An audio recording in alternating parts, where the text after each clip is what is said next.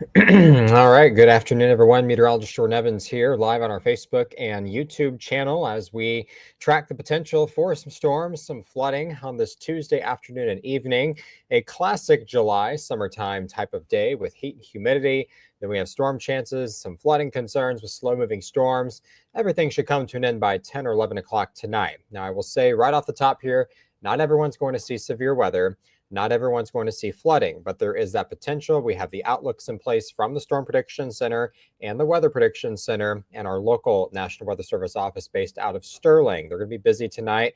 We'll be busy here at the First Alert Weather Center. Meteorologist Steve Rudin is on his way in, and I will be with him this evening to track all these storms as they move through. Now, this will likely not be a high-end event. I'm not expecting widespread damage, but there is, again, that potential for some damaging winds anytime between 3 and 7 o'clock.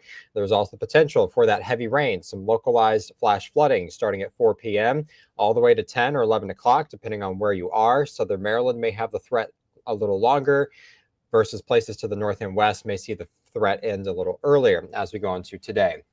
So again, live here on our Facebook, YouTube channel. We'll keep it brief, about 10 to 12 minutes. We'll just walk you through some of the latest data and show you what's happening now. A good reminder too, that First Alert weather app, or really a good weather app, is our app again to show you how to at least receive the storm alerts, receive any flood alerts to your smartphone in case warnings are issued for your area. Because again, if you need to seek shelter indoors from a storm or you need to seek higher ground from flooding concerns, at least your app will tell you that right at your specific location. Again, the heat advisory, you probably see that on your smartphone too. That goes until this evening. It may come down early in a few spots depending on the rain and when it arrives. I think some rain cooled air may finally get in here by 4 or 5 o'clock. But before that, temperatures will stay hot and humid, 90 to 95. Heat index values up to 106, but that quickly drops again just in time for this evening. All right, let's take you into the graphics here. We'll go into the heat advisory. Right now, we are seeing that until 7 o'clock technically, but it may come down early if the storms can get in here earlier. So heat index values up to 105. We'll show you the live heat index right now. It is actually pretty toasty out there on this July type of day.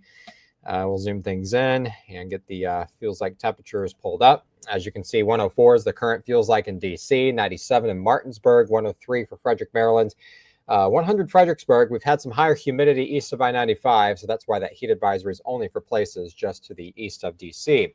Flood watch, that's going to go into effect later this afternoon and linger through this evening. Technically, it goes until midnight.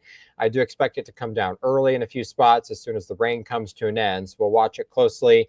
But anywhere the green shaded counties could easily see some flash flooding concerns. Now, again, not everyone's going to see flash flooding, but there is that potential there. That's why the flood watch is in effect for the DC and Baltimore metro areas. So tracking storms now, we've got storms starting over the higher terrain just south of Cumberland to Romney, West Virginia, to the east of Petersburg, now approaching Woodstock there on I-81s. We're closing in now on the Shenandoah Valley I-81 corridor. Maybe some more storms that kind of fire off behind them. I think the main event doesn't get into DC for about 3 hours from now. So just in time for the evening drive home, could easily have some heavy rain, some gusty winds. All that's going to be working against us as we head home from work, or if you're getting out for dinner plans at 5 or 6 o'clock, definitely the wet weather gear, you'll want that. Maybe allow some extra time if you're at work right now. Leave work early if you can to avoid or get ahead of the storms before they move in toward the DC metro. Now, good news for now, nothing is severe south of Martinsburg, just a heavy downpour. Romney, West Virginia, only a couple of lightning strikes outside of town, closing in on Winchester, and a couple more downpours toward Woodstock, Front Royal, Middletown. Again, this is Shenandoah Valley for now, I-81.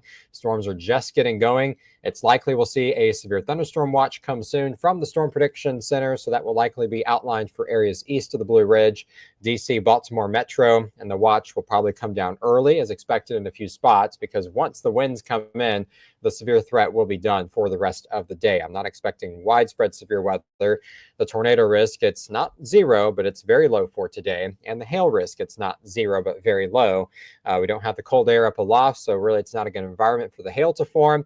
But we do have a lot of energy in the atmosphere for gusty winds, and we have a lot of moisture too. So that could be the recipe for some downbursts, also known as microbursts. We'll see if they can occur, but we may get some gusty winds and heavy rain that comes down from thunderstorms as they develop and sort of rain themselves out. That's what happens. The storms develop, they start to rain, but then eventually they collapse, and that's where you see the downburst winds, and that can cause some damage.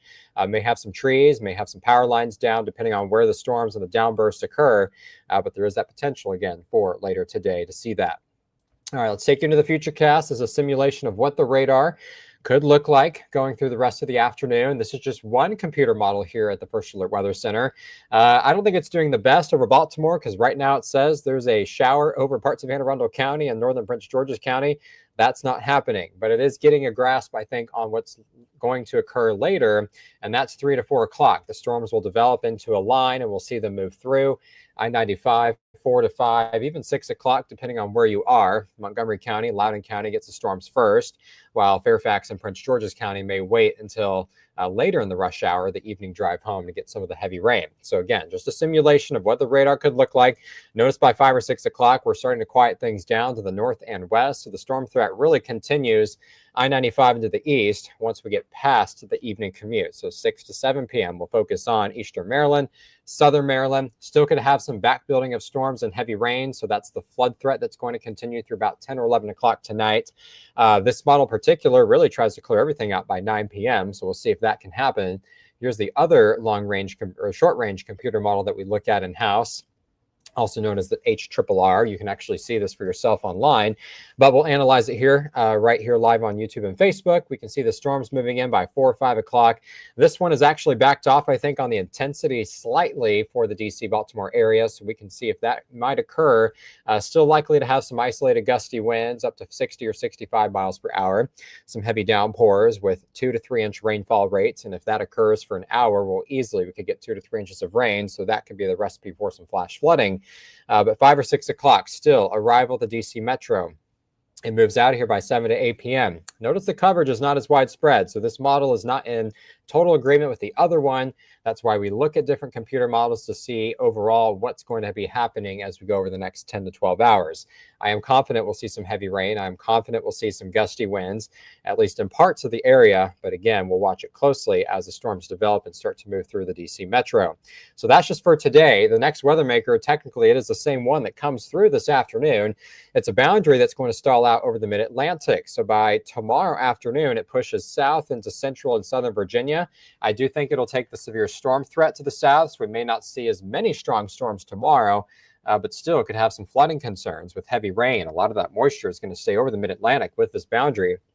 So 4 o'clock, we do it again tomorrow afternoon with heavy rain potential, lightning, some isolated gusty winds. And then by Thursday, we get that boundary to lift back to the north, so 5 or 6 o'clock. Once again on Thursday, tracking more showers and thunderstorms. I don't think temperatures by Thursday will be as hot, so won't have as much heat and humidity for the strong or severe storm potential, but still some heavy rain. You don't have to have hot and humid weather to get flooding or flooding concerns or any of that. So we'll have to watch it for Thursday afternoon. Friday, we may finally get this boundary start to push farther to the east. So Friday, I think this coverage is more isolated. And then the weekend so far, it's not a washout. Technically a chance for rain still Saturday and Sunday at 20 to 30%. But that may change again over the next few days. I will just say stalled boundaries are very hard to forecast. They are very unpredictable in terms of exactly where they go. The models have a very hard time seeing them. But what we can tell you with stalled boundaries is typically there's a lot of rain that comes with them. It can be the recipe for some flash flooding. We've already seen that this year. Parts of Kentucky saw some really bad flash flooding from a stalled front. It wasn't even a hurricane or a tropical system. And again, so these stalled fronts can cause some flooding concerns and some severe weather. So we'll watch it all again over the next few days. I will take you back to the radar just to give you a quick update again for now. If you have any questions, feel free to comment. I'll try to answer them live here on our Facebook and YouTube channel. Going back on the air, our sister channel at 2:30 for an update. And then I'm back on 7 News, ABC 7 News at 4. Meteorologist Steve Rudin again on his way. And if the storms are moving toward the metro, we'll probably be on air together, tracking the storms that'll have the heavy rain and the high wind potential. So if you're getting out today, I'd say you have a couple more hours until we'll start to track some storms. Good tool to have is the First Alert weather app as we really track that, because that is a good tool to have to receive those alerts to your smartphone. It is free on the Google Play Store and the Apple App Store. Again, so you can download that anytime, receive those alerts in real time to your smartphone. And a good tool to have to track radar. Again, temperatures, you can track that all for your neighborhood. It uses your phone's location. So good tool as we track storm season here in the summertime heat. All right, that'll do it for us here on Facebook and YouTube. I don't think it's a high impacting day, but at least some severe weather is possible. Some flooding is possible. We'll get through it later this evening, and we'll be tracking the storms here from the First Alert Weather Center.